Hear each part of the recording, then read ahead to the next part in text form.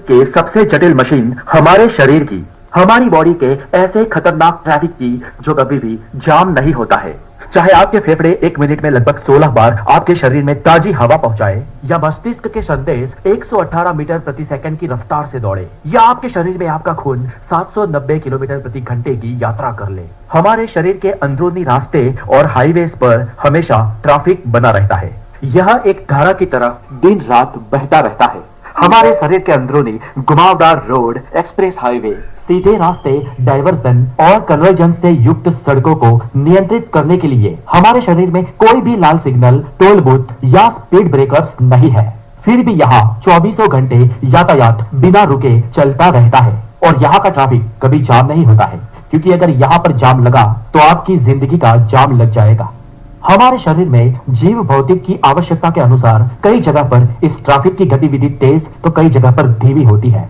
हमारी रोजमर्रा की जिंदगी में मशगूल हम लोग शायद ही कभी इस आंतरिक यातायात के बारे में सोचते होंगे। खैर दोस्तों, आपने ये सोचा हो या ना सोचा हो, लेकिन आज मैं आपको ये सोचने पर विवश जरूर करूंगा। और जब हम इसके बारे में सोचना शुरू करते हैं तो हमारे दिमाग में सबसे पहला विचार आता है कि आखिर हमारे विचारों के ट्रैफिक की गति क्या होती होगी। दोस्तों, आपको बताने की जरूरत नहीं है कि हमारे शरीर में ये जो भी छोटी से छोटी या बड़ी से बड़ी गतिविधियां होती है, इन सभी गतिविधियों, इन सभी काम के पीछे हमारा मस्तिष्क, हमारा दिमाग होता है, और हमारा दिमाग ही है जिसके कारण ये सब चलता रहता है। औसत इंसानी शरीर के दिमाग का वजन करीब 1400 ग्राम होता है और ये उस इंसान के शरीर के वजन का करीब 2% होता है। दोस्तों, हमारा दिमाग क्षमता के मामले में मानव शरीर रचना का सबसे उत्कृष्ट अंग है।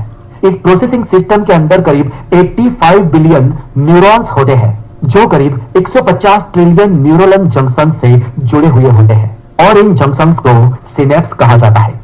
दोस्तों, ये न्यूरॉन्स इतने हैं कि अगर आप न्यूरॉन्स की जनगणना काउंट करने के लिए बैठे और प्रति सेकंड एक न्यूरॉन्स गिने तो आपको इसे पूरे गिनने में करीब 3200 साल लग जाएंगे।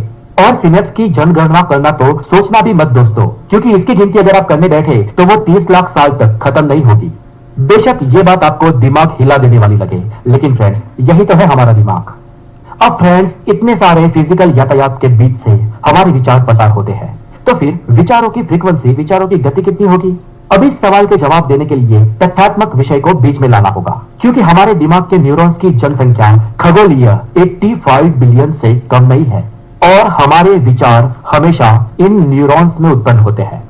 जी हाँ फ्रेंड्स, इन न्यूरॉन्स में ही हमारे विचार पैदा होते हैं। और अगर एक ही विचार में 85 अरब राज्य की गणना शामिल है तो साइंटिफिक कैलकुलेशन भी इस कार्य के लिए नाकाम साबित हो जाएगा। और इसके उत्तर में इतने अंक और उसके पीछे इतने शून्य हो गए कि इस समस्त दुनिया में आज जितनी भी किताबें मौजूद हैं, वो सभी मिलकर भी इस आंकड़े को अपने में जगह नहीं दे पाएगी। दोस्तों, हमेशा हमारे दिमाग में जब भी कोई विचार उत्पन्न होता है, मस्तिष्क में कई विद्युतीय गतिविधियां शुरू हो जाती है। यह एक साथ उठने वाली कई चिंगारियों के समान है। उस समय प्रत्येक न्यूरॉन संचार के लिए हमारा दिमाग 1 माइक्रोवाट ऊर्जा का उपयोग करता है। हमारे विचार मस्तिष्क के सेरेब्रल कोर्टेक्स नाम के अवयव में यात्रा करते हैं। मस्तिष्क की यह बाहरी परत है जिसे ग्रे मैटर के रूप में जाना जाता है। और फ्रेंड्स, क्या आप जानते हैं, यहाँ पर विचार 110 किलोमीटर प्रति घंटे की रफ्तार से दौड़ते हैं। और इसी गति का उपयोग करते हुए भारत की मास्टरमाइंड स्वर्गीय शकुंतला देवी ने सुपर कंप्यूटर क्ले 1 को 50 सेकंड के भीतर हरा दिया था। अब दोस्तों, आप समझे हमारे विचारों की गति कितनी तेज है। अब क्वेश्चन नंबर 2 है सबसे इंपोर्टेंट, आखिर हमारे शरीर के रक्त की यात्रा की गति क्या है? तो यहाँ पर दोस्तों पहली बात समझ लीजिए कि एक औसत इंसान के शरीर में करीब 4.5 से 5 लीटर रक्त होता है, और हमारा दिल इस टोटल रक्त को हमेशा प्रति मिनट करीब 72 बार धड़ककर पूरे शरीर में घुमाता है। और हमारे शरीर में यह रक्त करीब 4.8 से लेकर 6.5 किलोमीटर प्रति घंटे की गति से घूमता है। अब दोस्तों, सबसे इंटरेस्टिंग बात, हमारे शरीर में कुल वेन्स यानी कि जितनी भी रक्त वाहिनियां हैं, इन सबको एक एक करके जोड़ दिया जाए तो उसकी लंबाई करीब 1 लाख किलोमीटर हो जाएगी। दोस्तों, याद है ना, हमारी पृथ्वी का सर्कमफियरेंस करीब 40,000 किलोमीटर है, यानी कि एक वयस्क इंसान में रक्त वाहिनियां इतनी होती है कि वो पूरी पृथ्वी को 2.5 बार लपेट सकती है। अब सोचिए कि आपको 6 किलोमीटर प्रति घंटे की रफ्तार से पानी एक से दूसरी जगह पर पहुंचाना हो तो कितना बड़ा पंप चाहिए। और अब ये सोचिए कि अगर ये पानी आपको 5 किलोमीटर दूर तक पहुंचाना हो तो कितना बड़ा पंप चाहिए होगा। और अब ये सोचिए कि ये पानी आपको 1000-2000 किलोमीटर दूर पहुंचाना हो तो कितना बड़ा पंप चाहिए होगा। आखिरकार ऐसा पंप तो इस दुनिया में अभी तक बना भी नहीं है। और अब चौंकाने वाली बात यह है दोस्तों कि हमारे शरीर का एक छोटा सा पंप हमारे रक्त को पूरे शरीर की रक्त वाहिनियों में यानी करीब 1 लाख किलोमीटर के विस्तार में लगातार बार बार घुमाता है, बिना रुके, बिना थके, आपके जन्म से मरण तक एक भी बार बिना स्टॉप हुए। ये छोटा सा कुदरती पंप लाजवाब है ना दोस्तों। और फ्रेंड्स, इस छोटे से कुदरती पंप की अवधि बहुत लंबी होती है। अगर खान पान का ध्यान रखा जाए और इसमें कोई रुकावट ना आए तो इसकी आयु करीब 100 साल तक होती है।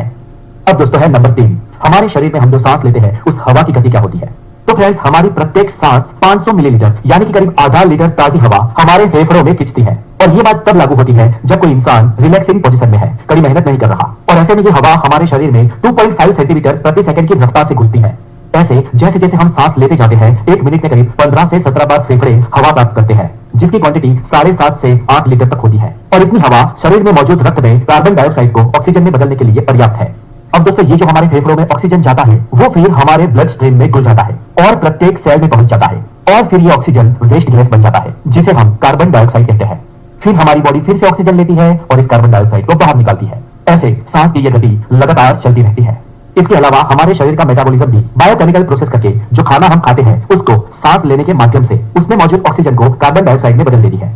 हम जब कार्बोहाइड्रेट वाली चीजें खाते हैं या फिर जैसे कि चीनी, शहद या गन्ने जैसी चीजें खाते हैं तो 100% ऑक्सीजन कार्बन डाइऑक्साइड में परिवर्तित हो जाती है। जबकि हम जब फैटी फूड खाते हैं जैसे कि प्रोटीन और मक्खन, उसमें 70 to 80% ऑक्सीजन कार्बन डाइऑक्साइड में परिवर्तित होती है। और इस बात में बहुत कुछ इस पर निर्भर है कि भोजन हमारे पाचन तंत्र में कितनी देर तक पड़ रहा है। और ये बात हमें हमारे अगले प्रश्न की ओर ले जाती है, जो है पाचन तंत्र में भोजन किस गति से आगे बढ़ता है। अब दोस्तों, जब हम खाना खाते हैं तो स्वादिष्ट भोजन हमारे मुंह से होता हुआ नली से सीधा हमारे पेट में जाता है, और हमारा पेट 3 से 4 घंटों तक इस भोजन को तोड़ता है मतलब इस भोजन के साथ पाचक रसों को मिलाकर इस भोजन में से पोषक तत्वों को ग्रहण करता है। Protein, carbohydrate, fat, vitamin, minerals, ये सब चूस लेने के बाद जो फूड होता है वो बिल्कुल बंजर, नासूर, काम रहित बन जाता है। इसके बाद हमारा भोजन पेट से गुजरकर स्मॉल इंटेस्टाइल यानी कि छोटी आंत, जो करीब 20 फुट तक लंबी होती है, जी हाँ, छोटी आंत हमारी 20 फीट तक लंबी होती है, उसमें चला जाता है।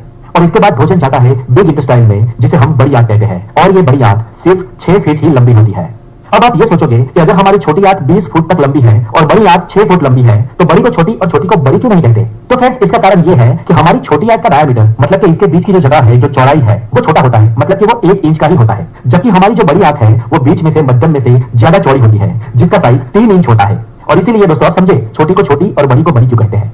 और दोस्तों, यहाँ तक पहुंचते पहुंचते ये भोजन गोल गोल छोटी छोटी गेंद जैसा हो जाता है, और ये जो भोजन है वो पूरे पेट में 10 से लेकर 30 सेंटीमीटर पर आवर की गति से आगे बढ़ता है। अब फ्रेंड्स, ये गति थोड़ी बहुत वेरी करती है और ये इस पर डिपेंड करता है कि खाने वाले ने क्या खाया था। और इसके बाद अंततः हमारा भोजन मल त्याग द्वार के द्वारा बाहर निकल जाता है। कोई दिन में 2 बार भी शौच जा सकता है और कोई 1 बार भी। ये इंसान की प्रकृति पर निर्भर करता है। दोस्तों, अब हमारा अगला सवाल है, हमारे शरीर के नर्वस सिस्टम में बनने वाले संदेशों की गति क्या है। तो फ्रेंड्स, यहाँ पर आपको बता दूं कि तांबे के तार का उपयोग करके उस पर से जो संचालित बिजली पसार होती है उसकी गति करीब 2,88,000 किलोमीटर पर सेकंड होती है, जो प्रकाश की गति से लगभग बराबर होता है। हालांकि तांबे के तार की तुलना में मानव शरीर की नसें बिजली के संकेतों को बहुत ही धीमा कर देती है, जो प्रकाश की गति के 10 लाखवें हिस्से के बराबर होता है। इसके अलावा हमारा नर्वस सिस्टम कभी कभी आवश्यक संकेतों को बहुत ही फास्ट गति से दोहराता है तो कभी कभी अनावश्यक संकेतों को धीमा कर देता है। मान लीजिए कि आप रात के अंधेरों में कहीं पर टहलने जा रहे हो और आपका पांव एक नरम सी चीज पर पड़ता है। फिर जैसे ही आपके दिमाग में सांप का ख्याल आता है, आपका पांव 1 सेकंड के 10वें हिस्से में तुरंत ऊपर उठ जाता है, क्योंकि इस अचानक और संभावित खतरे को भांपकर हमारा नर्वस सिस्टम सिग्नल को 430 किलोमीटर पर आवर की स्पीड से, यानी कि 120 मीटर प्रति सेकंड की स्पीड से दिमाग तक पहुंचाता है, क्योंकि ये सिग्नल उस परिस्थिति में बहुत ही जरूरी माना जाता है। लेकिन अब मान लीजिए कि आप अपने ही घर में हो और आपका अंगूठा किसी दरवाजे के बीच आ जाता है, और जब तक आपका दिमाग दर्द होने के संकेत पर ध्यान दे तो आप महसूस करेंगे कि दर्द कुछ क्षण बाद महसूस होता है, क्योंकि ऐसे संकेतों को आपका नर्वस सिस्टम जरूरी नहीं मानता है। और ऐसे अनावश्यक संकेतों की स्पीड 8 से 8.5 किलोमीटर पर आवर की होती है।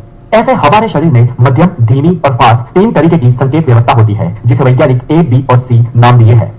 अब आता है बहुत ही इंटरेस्टिंग सवाल, पेशाब के पासिंग आउट परेड की गति क्या है।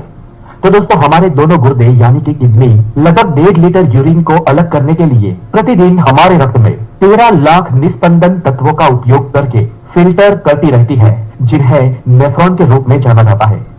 इस प्रकार फिल्टर किए गए मूत्र को मूत्राशय में ले जाया जाता है, जहां पर करीब 350 मिलीलीटर मूत्र स्टोर हो सकता है, और यहां से मूत्र त्याग के द्वार के द्वारा 10 से 21 मिलीलीटर प्रति सेकंड की रफ्तार से यूरिन शरीर से बाहर चला जाता है।